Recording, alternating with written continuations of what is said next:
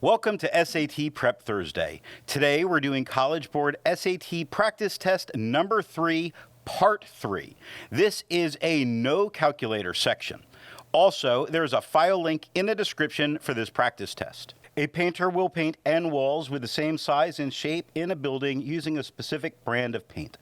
The painter's fee can be calculated by expressing N times K times L times H, where N is the number of walls, K is the constant with units of dollars per square foot, L is the length of each wall, and H is the height of each wall. If the customer asks the painter to use a more expensive brand of paint, which of these factors would change? Well, we know that N is the number of walls, so that's not going to change for us. We know that K is a constant with units per square foot. That constant that changes per square foot is based on the paint that's used. So if we wanted to use a more expensive paint, the constant is what would actually change. So C, K is what would change. If 3R was equal to 18, what is the value of 6R plus 3?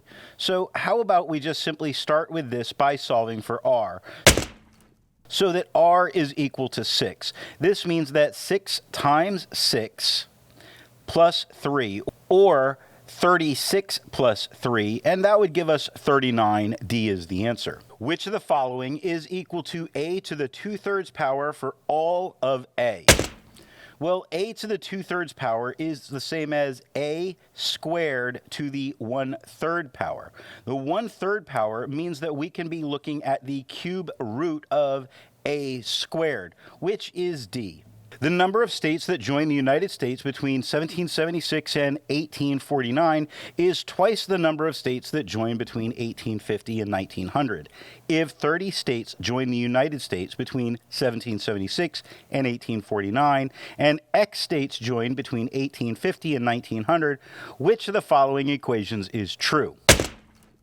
So I can look at this 1776 to 1849 and see this as an A. And I can see 1850 to 1900 as my B. So if A is equal to 2B and A was 30, then 30 is equal to 2B, meaning 2x plus 30, B is the answer. If 5 over x is equal to 15 over x plus 20, what is the value of x over 5? So we're simply going to solve for x, and what we're going to do is cross multiply so that we have 5 times x plus 20, that would be 5x plus 100, and this is equal to 15 times x, or 15x, meaning we have 100 is equal to 10x, or x is equal to 10. But they want to know about x over 5, which is 10 over 5, which is 2, so C is the answer. If xy is a solution of the system of equations above, what is the value of x minus y? So we need to find out what a value is first. What we're going to do is we're going to simply multiply the top equation by the number 3. This is going to give us 6x minus 9y is equal to negative 42. And we're going to multiply the bottom equation by a negative 2, giving us negative 6x plus 4y is equal to 12. And add both equations together to get negative 5y is equal to negative 30, or y is equal to 6. Now we know the value of y, so we need to figure out what the value of x is. So 2x minus 3 times 6 is equal to negative 14. Now, negative 3 times 6 is negative 18. If I add 18 to both sides, I get 2x is equal to 4, or x is equal to 2. But these are not my answers. They want to know x minus y. X minus y is going to give me 2 minus a 6, which would give us negative 4, so C is the answer. The function f is defined by the polynomial. Some values of x and f of x are shown in the table above. Which of the following must be a factor of f of x? So if I'm looking at f of x is equal to x minus an a value times x minus a b value. I need to choose one. How about I choose what happens when y is equal to 0? That's this point right here where I can see that x is 4. So I wind up with x minus 4 would be equal to 0, or x is 4, but x minus 4 gives us c as the answer. The line y is equal to kx plus 4, where k is constant, is graphed on the xy plane. If the line contains the point CD, where c is not equal to 0 and d is not equal to 0, what is the slope of the line in terms of c and d? We start by knowing that the slope is k. So y is equal to kx plus 4. If I just substitute those c and d values in, then I get d is equal to kc plus 4, meaning that d minus 4 is equal to kc, or d minus 4 divided by c would be equal to k. This gives us a as the answer. In the system of equations above, k is constant. X and y are variables. For what value of k will the system of equation have no solutions? So I'm going to solve this with elimination, but I'm going to multiply this entire top equation by the number of 5. This is going to give us 5kx minus 15y is equal to 20. Multiplying the bottom equation by a 3 would give us 12x minus 15y is equal to 21. Now, we're trying to solve for the value of k. So what I can understand is that these two things right here, 5k, would be equal to 12. This means that k is equal to 12 over 5, so 5 is the answer. In the xy plane, the parabola with the equation y is equal to x minus 11 squared intersects the line with the equation y is equal to 25 at 2 points, A and B. What is the length of AB? So I understand that I have this parabola, which is x minus 11 squared, and I have this line that is y equals 25. And these are the 2 points that I'm trying to find. This means that 25 is equal to x minus 11 squared. So I have a plus or minus 5 is equal to x minus 11, which means that I have x is equal to 11 plus 5, or I have x is 11 minus 5. It gives me a value that x is 16 or x is 6.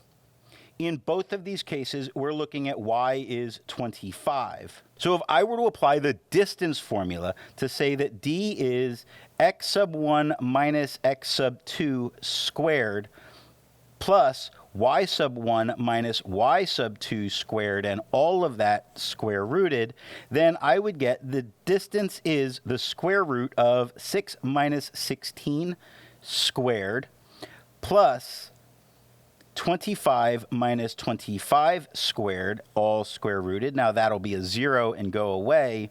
This would give me the square root of 100, which is plus or minus 10. Can't be negative, so must be a positive 10. A is your answer. We're going to first make sure we realize that this figure is not drawn to scale. Now, in the figure above, lines K, L, and M intersect at a point. If x plus y is equal to u plus w, which of the following must be true? So we have a couple of parts we have to do here. We have to check each of these. First off, let's check that x plus y is equal to u plus w. Now, u and y, we can see are the same angle. So we have y is equal to u. If y is equal to u, then x is equal to w. So we know that x is equal to w here. We can also see, because of their angle orientation, that z is equal to w. So we can say w is equal to z. So x is equal to z. Now we go and we check the second one, where y is equal to w. So x plus w plus u should be equal to w plus x plus y. So we can eliminate the w's from both sides and the x's from both sides, giving us u is equal to y. But is it? Since these are not what we're actually testing, we're trying to see if y is equal to w, I can't tell that 2 is correct. It does mean that I could eliminate these as potential answers, leaving me with B, but how about we take the opportunity and prove number 3. So x is equal to t. We know this because in the picture they're vertical angles. We also know that x is equal to z. We proved that up here. So we can say that t is equal to z, meaning that 3 is correct. So yes, indeed, B is the answer. In the quadratic equation above, a is a non-zero constant. The graph of the equation in the xy plane as a parabola with a vertex of CD. Which of the following is the equation to D? So we have to just start with a very simple idea, and we're going to start with a picture. And we know we have a parabola on that plane, and that it crosses at 2 because it shows here, and it crosses at -4 because it shows here. The question is, where is this line right here? I'm going to find the middle of -4 and 2 and find that x is -1. Well, if x is -1 and I come back up to here, I would have -1 minus 2 times -1 plus 4 times a, and that would be equal to y. This means I have y is equal to a times -3 times 3, which would give us y is equal to -9a. So knowing that we have y is equal to -9a, and I get ready to search even further, except that is my answer A, so A is the answer. The equation 24x squared plus 25x minus 47, all divided by ax minus 2, is equal to -8x minus 3 minus 53 over ax minus 2, is true for all values where x is not equal to 2 over a, where a is a constant. What is the value of a? So let's start with this right side, where we get -8x minus 3 times some ax minus 2 minus 53. This is going to allow us to have all the same denominator. It's going to give us ax squared is going to be equal to 24x squared. This I can do because I know both sides of the equation will have the same denominator, so I sort of ignore it. Just by figuring out the first term, that -8x times ax, I can compare it to the first term from the left. That's how I made this huge jump here. This means that I have -8a is equal to 24, or a is equal to -3, giving me B is the answer. What is the solution to 3x squared plus 12x plus 6 is equal to 0? And how about we just jump straight into the quadratic formula to say that x is -12 plus or minus the square root of 12 squared minus 4 times 3 times 6 square rooted all over 2 times 3. Now, it's a no calculator section, which means this takes just a little bit longer to be able to go ahead and figure out. So this 72 I know is 9 times 8. and that 8 is 2 times 2 times 2. More, I know that I can take a 2 and a 3 out, and that 2 times 3 is 6. So I get negative 12 plus or minus 6 times the square root of 2 that was remaining, and this is over 6. I can simplify this by dividing everything by 6, which would give me negative 2 plus or minus the square root of 2, which is A, is the answer. The equation above shows how a temperature F measured in degrees Fahrenheit relates to temperature C measured in degrees Celsius. Based on the equation, which of the following must be true? Up first, the temperature increase of 1 degree Fahrenheit is equivalent to a temperature increase of 5/9 degrees Celsius. And that is our rate of change. So we can call this first one true. A temperature increase of 1 degree Celsius is equivalent to a temperature increase of 1.8 degrees Fahrenheit. Now, 1.8 is 9/5, and we're going in reverse order, which means I would be dealing with the inverse of 5/9, which is 9/5, so that is true. The temperature increase of 5/9 degree Fahrenheit is equivalent to the temperature increase of 1 degree Celsius. Well, Fahrenheit would be equal to, or Fahrenheit minus 32 would be equal to Celsius times 9/5. So Fahrenheit would be equal to Celsius times 9/5 plus 32. So this is false. So if we eliminate the things that have a 3, we know that both 1 and 2 were correct, so D is the answer. If x is greater than 0, what is one possible solution to the equation above? So one of the things I would like to do is go ahead and multiply this out and get rid of these parentheses, giving me x to the 5th minus 5x cubed. Now I'm going to move this 4x to the other side, so say plus 4x, and make that equal to 0. Then I'm going to factor an x out of everything that's there, giving me x times x to the 4th minus 5x squared plus 4, and that's equal to 0. Now this is a perfect square, meaning I can have x times, now this is really a polynomial that lets me say this is actually x minus 4 times x minus 1, and I said x, but really I mean x squared because that handles the square that's right there. And this would be equal to 0.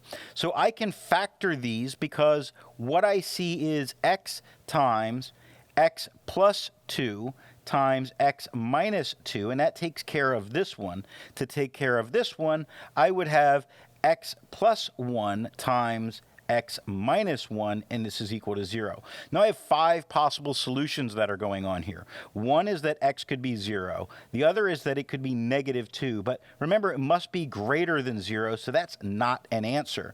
It could be a positive 2, so we can write that down. It could be a negative 1. Nope, it has to be greater than 0.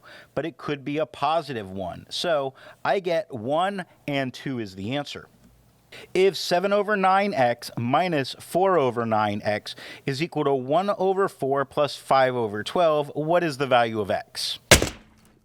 So let's go ahead and simplify some of this. 7/9x minus 4/9x is 3/9x.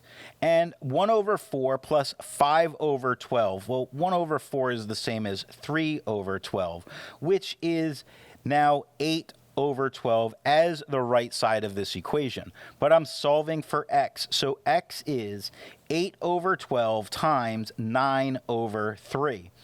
Doesn't seem immediately there. 12 is 3 times 4, 9 is 3 times 3. I eliminate those 3's. I eliminate these 3's, leaving me with 8/4, which is 2. It's important to notice that this figure is not drawn to scale. 2 isosceles triangles are shown above. If 180 minus z is equal to 2y and y is equal to 75, what is the value of x? So we start with a nice and easy 180 minus z is equal to 2 times 75. See, we get this right here, and a part there, which really what it means is that we're going to get z is equal to 30. Now, if we know that z is equal to 30, then I can say 180 minus z would be equal to 180 minus 30, which is 150. But I need to know what is 150 divided by 2, which is 75. This 75 means right here, this is 75 degrees, but x and 75 is going to make 180. So I have 180 is equal to x plus 75, meaning 105 is x. At a lunch stand, each hamburger has 50 more calories than each order of fries. If 2 hamburgers and 3 orders of fries have a total of 1,700 calories, how many calories does the hamburger have? So we need to set up a system to start with. We know that 2 hamburgers plus 3 fries is equal to 1,700. We also know that a hamburger is equal to the fries plus 50. Now, we have a nice substitution that gets to happen here, so that we have 2 times f plus 50 plus 3f would be equal to 1,700, meaning 2f plus 100 plus 3f is on the left. So let's combine these like terms to get 5f, and let's subtract 100 from both sides, giving us 1,600 on the left. This means 1,600 divided by 5 would give us f is 320. But it is not the fries that we want to know about. It's the hamburgers we want to know about. And a hamburger is equal to 320 plus 50 because it's 50 more calories, meaning the hamburger has 370 calories. A triangle ABC, the measure of angle B is 90 degrees. BC is equal to 16, AC is equal to 20. Triangle DEF is similar to triangle ABC, where D, E, and F correspond to the vertices of A, B, and C, respectively. And each side of each triangle of DEF is 1/3 the length of the corresponding side of ABC. What is the value of F?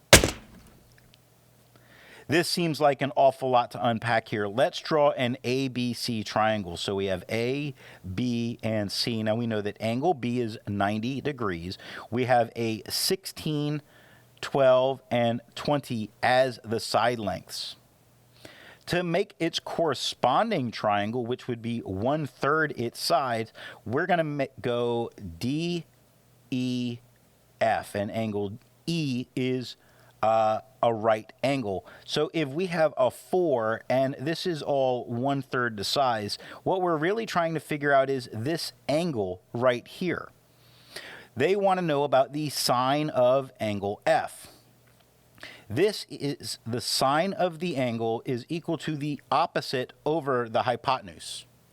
Now, the length of AB can be found by using the length formula. We can say 20 squared minus 16 squared, all square rooted. This would give us the square root of 400 minus 256, which is 144. So the square root of 144. Now, we can't have a negative distance, so we're going to say that AB is 12.